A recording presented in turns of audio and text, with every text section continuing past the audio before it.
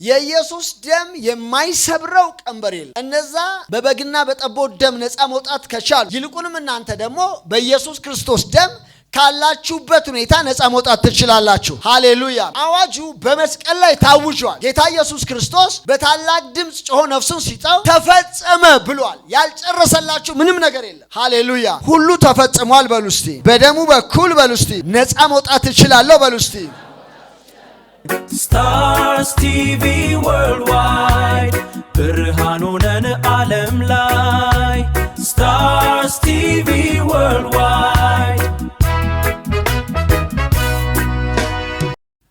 የእግዚአብሔር ቃል በዘካርያስ መጽሐፍ ምዕራፍ 9 ቁጥር 11 ላይ እንደዚህ ብሎ ይናገራል። ላንቺም ደግሞ ካንቺ ጋር ከገባሁት የደም ቃል ኪዳን የተነሳ እስሮችሽን ውሃ ከሌለበት ጉድጓድ ነፃ እለቀዋለሁ። እናንተ በተስፋ የምትኖሩ እስሮች ወደ ምሽጎቻችሁ ተመለሱ። አሁንም ቢሆን 2 እጥፍ አድርጌ እንደምመልስልሽ እናገራለሁ ብሎ የእግዚአብሔር ቃል ይናገራል። ክብር ለጌታ ይሁን።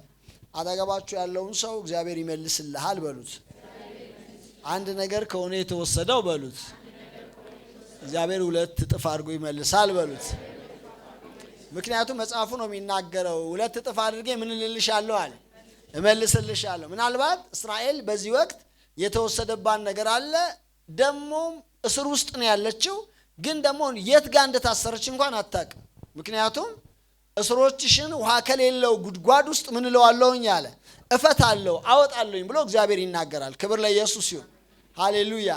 ስለዚህ አሁን ለእስራኤል የተነገረው ለኛ አድርገን እንድንወስድ ነው። እነሱን በበግና በጠቦት ደም አማካኝነት እግዚአብሔር አምላክ ሕይወታችሁን እፈታለሁ፣ አስለቅቃለሁ፣ 2 እጥፍ አድርጌ መልስላችኋለሁኝ ካለ ይልቁንም ደግሞ ለኛ በጌታችን በኢየሱስ ክርስቶስ ደም በኩል ደግሞ የበለጠ ኪዳን ስለሆነ ሃሌሉያ! የበለጠ ኪዳን ነው በሉ እስቲ።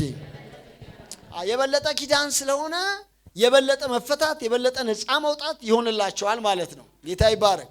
ስለዚህ በነጥብ ለመያዝ እንዲያስችላችሁ ደም የሚባለው ነገር ይሄን እንድትይዙ ትፈልጋለሁ። በመንፈሳዊ ዓለምና በዚህ በቁሱ ዓለም ውስጥ የመገናኛ ድልድይ ነው ደም የሚባለው ነገር። ቁስ ነገር አለው፣ በውስጡ ደግሞ ህይወት የሚባል መንፈሳዊ ነገር አለው ደም። ስለዚህ መንፈሳዊ ዓለም ወደዚህ ዓለም ለመግባት በጣም ምቹ መንገድ ደም ነው። በብዙ መንገድ መንፈሳዊ ዓለም ወደኛ ይመጣል፣ ግን ደግሞ ወደ ህይወታችን ለመምጣት በጣም ምቹ በጣም ቀላሉ መንገድ እግዚአብሔርም ራሱ ያጸደቀው መንገድ ደም ነው። ምክንያቱም ደም በውስጡ ምን ስላለው ነው? ህይወት ስላለው። ሃሌሉያ!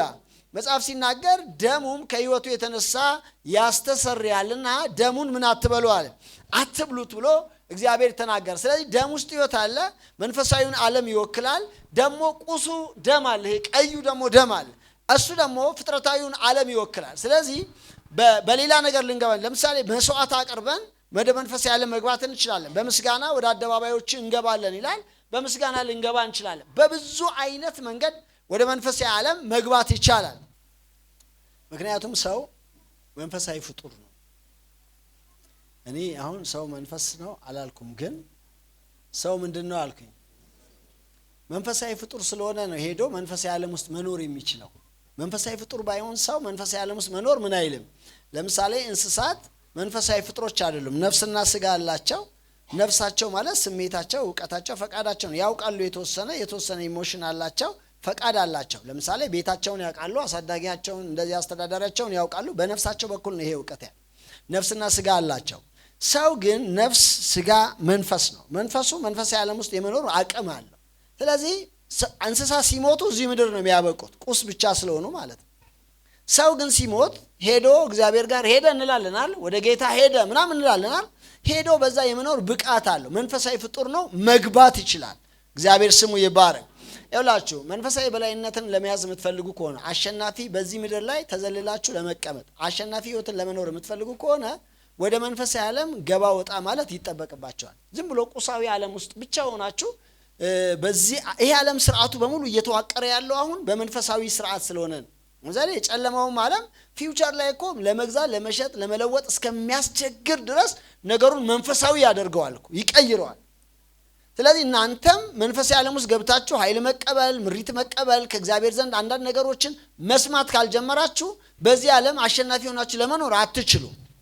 እግዚአብሔር ደግሞ ነገሩን በጣም ቀላል ሲያደርግልን ሃሌሉያ ቀላል አድርጎልኛል በሉ እስቲ። በጣም ቀላል ሲያደርግልን የልጁን ኢየሱስ ክርስቶስን ደም ሰጥቶናል። በደሙ በኩል ወደ መንፈሳዊ ዓለም መግባት ምን እንላለን እንችላለን። ስለዚህ የተሻለው መንገድ ነው ልላችሁ ፈልጌ ነው። ይሄንን በደም እንድትይዙት ፈልጋለሁ። ከዛ በኋላ ግን ደም የሚባለው ነገር እንድትይዙት የምፈልገው ይሄንን የዘካርያስ መጽሐፍ ምዕራፍ 9 ቁጥር 11ን ላንቺም ደሞ አለና ስለ ኪዳንሽ ደም እስሮችሽን ውሃ ከሌለው ጉድጓድ ውስጥ ምን እለዋለሁ አለ። ደም አለ ከሷ ጋር እግዚአብሔር የገባው ኪዳን አለ። ታውቃላችሁ መጽሐፉ ከተነበበ በኋላ ለእስራኤል እንደዚህ ብለ ነገራቸው አለው። ለሙሴ ነው የተነገረው። ይሄ ደግሞ እግዚአብሔር በእናንተና በሱ መካከል የተናገረውን ቃል ለማጽናት የሰጣችሁ የኪዳን ደም ነው አላቸው ይላል። በእስራኤልና በእግዚአብሔር መካከል የተቀመጠ የኪዳን ደም አለ። ስለዚህ እግዚአብሔር ሌላ ነገር አይደለም እንደው ጉስቁልናሽ አሳዘነኝ ምናምን አይደለም የሚለው ካንቺ ጋር የገባውበት የኪዳን ደም አለ አለ። ሃሌሉያ እውነቴን ነው። እግዚአብሔር ይውላችሁ ሰው አይደለም። እሺ እግዚአብሔር ሰው አይደለም። ሰውን እስቲ ላባባው ሆዱን ብላችሁ ብታለቅሱበት እኔ ብታለቅሱብኝ በጣም ነው የሚጨንቀኝ። ላባባው ብላችሁ እንደዛ እግዚአብሔር እንደዛ አይነት አይደለም። ፕሪንሲፕሎች አሉት። በእነዛ መሪዎች በኩል እንድትገናኙት ነው የሚፈልገው።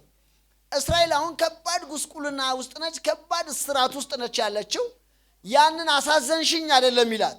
የሆነ ጊዜ ካንቺ ጋር የገባውት የደም ኪዳን አለ። ስለዚህ ስለ ደም ኪዳን ስል እስሮችሽን ውሃ ከሌለው ጉድጓድ ውስጥ ምን እላለሁኝ አለ አወጣለሁ ብሎ ተናገረ ማለት ነው። ስለዚህ ደም አሁን ስንል የጌታችን የኢየሱስ ክርስቶስን ደም ነው ምንለው። ደም እስራትን የመፍታት ጉልበት አለው። ስውር እስራትን አሁን በጣም ብዙ ሰው የሚቸገረው ምንድነው? ከተገለጠው ይልቅ የተሰወረ እስራቱ ነው የሚያስቸግረው። ምክንያቱም ለማለፍ ሲል ሲይዘው ነው የሚያውቀው። ሲይዘው ነው የሆነ ነገር ለመጀመር ሲል ሲበላሽበት ነው እስራት እንዳለበት የሚያውቀው። ስውር ስለሆነ ማለት ነው። መጽሐፍም ሲናገር በስውር ለሚሰራው መንፈስ ይላል። መንፈስ ሁሉ ጊዜ መስራት የሚፈልገው በስውር ነው፣ በድብቅ ነው መስራት የሚፈልገው። መጽሐፍ ግን ሲናገር ይሄንን በስውር ያለውን እስራትሽን ስለ ኪዳኑ ደም ስል ምን እለዋለሁኝ አለ። ሃሌሉያ እግዚአብሔር ስሙ ይባረክ።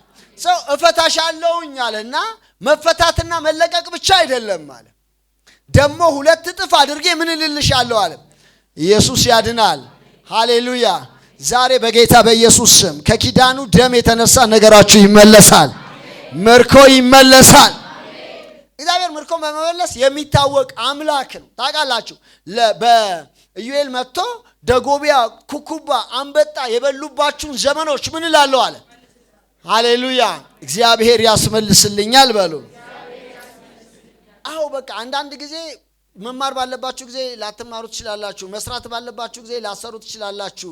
ማግባት ባለባችሁ ጊዜ ላታገቡ ትችላላችሁ። ግን አምላክ ከሆነ የተገናኛችሁ ያህዌ ከሆነ ህይወታችሁን የተገናኘው ምርኳችሁን የመመለስ ብቃት አለው። ሃሌሉያ ምርኮዬን ይመልስልኛል በሉ እስቲ። ስለዚህ የደም አንደኛው ባህሪ እስራትን ምን ማለት ነው?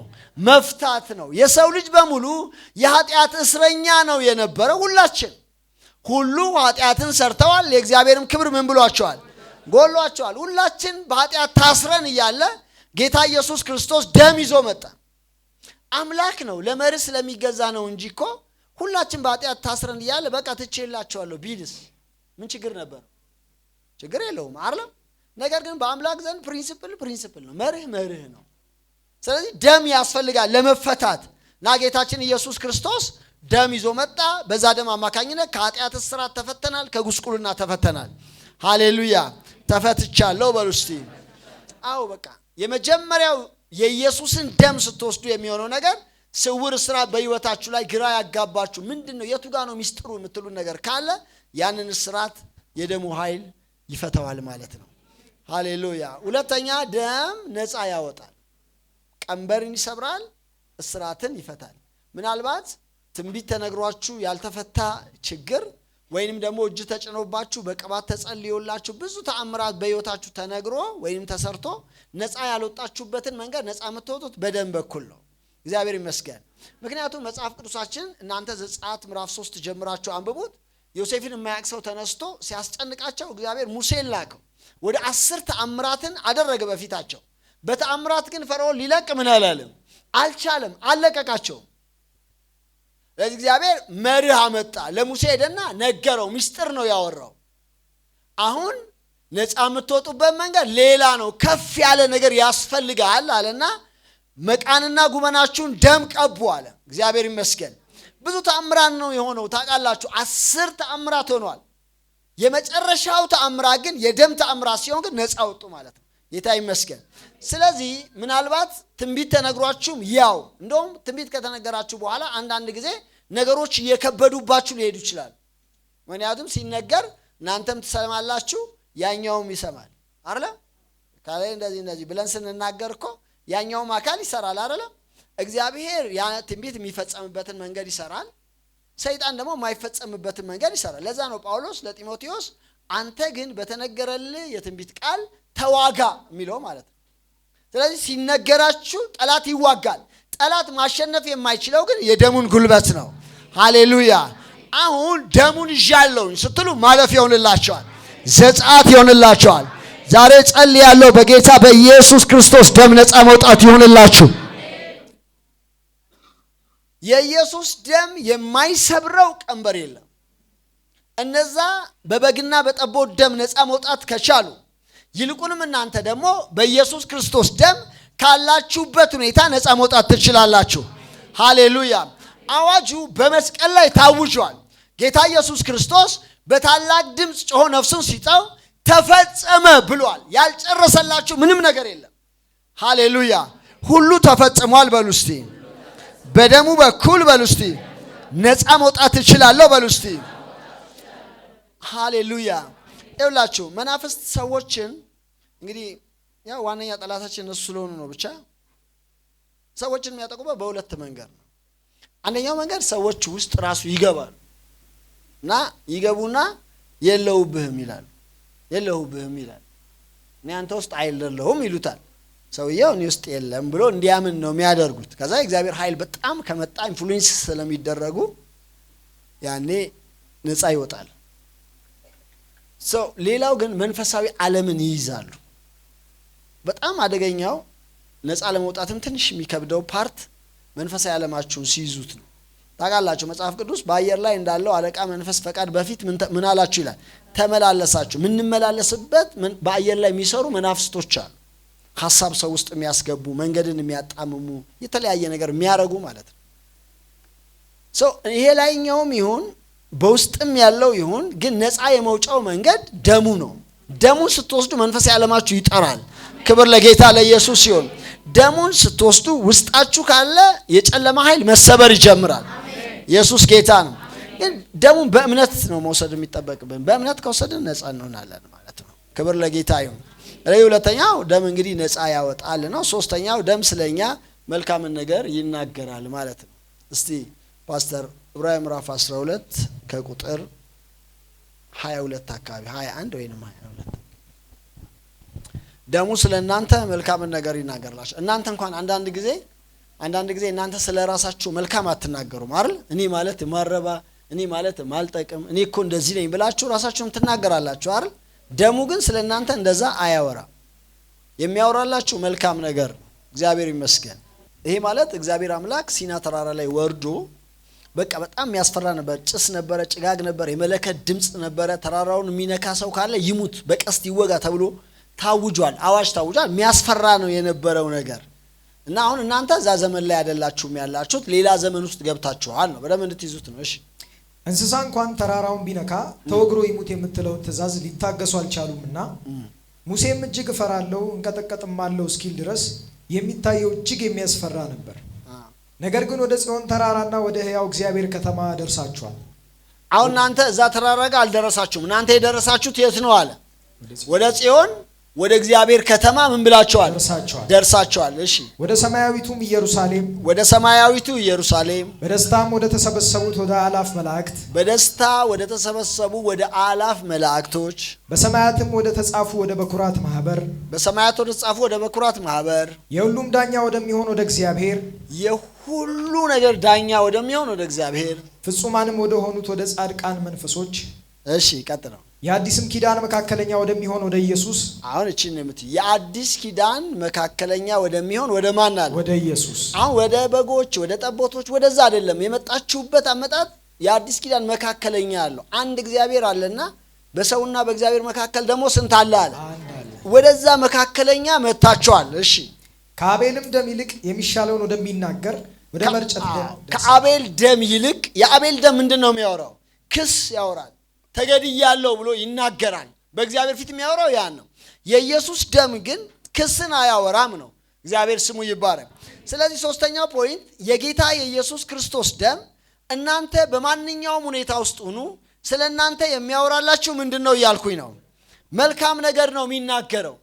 አንዳንዴ እኛ በሆነ ነገር ውስጥ ስንያዝ ወይንም ስንደክም ራሳችን ለራሳችን መጥፎ ነገር እንናገራለን። እኔ አልጠቅምም፣ እኔ አልረባም፣ እኔ ማለት ደካማ ሰው ነኝ ብለን እንናገራለን። የኢየሱስ ደም ግን አንድም ቀን እንዲህ ብሎ አያወራም። ከአቤል ደም ይልቅ የተሻለ ወደሚናገር ወደ መረጨት ደም ምን ብላችኋል አለ? ደርሳችኋል አለ። ክብር ለጌታ ይሁን። ሃሌሉያ። ክስን አያወራባችሁም ደሙ። የኢየሱስን ደም አሁን ወደ እግዚአብሔር ህልውና ወደ እግዚአብሔር መገኘት ስትመጡ ማድረግ ያለባችሁ ዋነኛ ነገር ምንድነው? የጌታን የኢየሱስን ደም በላይ ላይ ረጫለሁኝ ማለት። ያኔ ደሙ ስለናንተን ወክሎ ያወራል። አንዳንድ ጊዜ ያላችሁበት ሁኔታ በእግዚአብሔር ፊት ለመናገር ጉልበት ልታጡ ትችላላችሁ። አቅም ማስረዳት የማትችሉበት ደረጃ ልትደርሱ ትችላላችሁ። የዛን ሰዓት ማድረግ ያለባችሁ ነገር የኢየሱስን ደም በላይ ላይ እጠራለሁ። ሃሌሉያ። ደሙን በላይ ላይ እጠራለሁ በሉ እስቲ። ክብር ለጌታ ይሁን። ስለዚህ የጌታ የኢየሱስ ክርስቶስ ደም እስራትን ይፈታል፣ ነፃ ያወጣል። ስለናንተ መልካምን ነገር ምን ይልላችኋል? ለምሳሌ አሟችሁ ከሆነ ጤናን ይናገራል። ተፈውሳችኋል ይላችኋል። እግዚአብሔር ስሙ ይባረክ። ሃሌሉያ።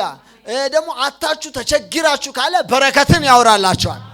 ከደሙ በኋላ ይውላችሁ እስራኤል የሚባለው ህዝብ ከበጎችና ከጠቦቶች ደም በኋላ የሆነው ነገር በብርና በወርቅ ምን አሉ ነው ወጡ። ውሻ አፉን ምን አላለባቸውም፣ አላላቀቀባቸውም ማለት።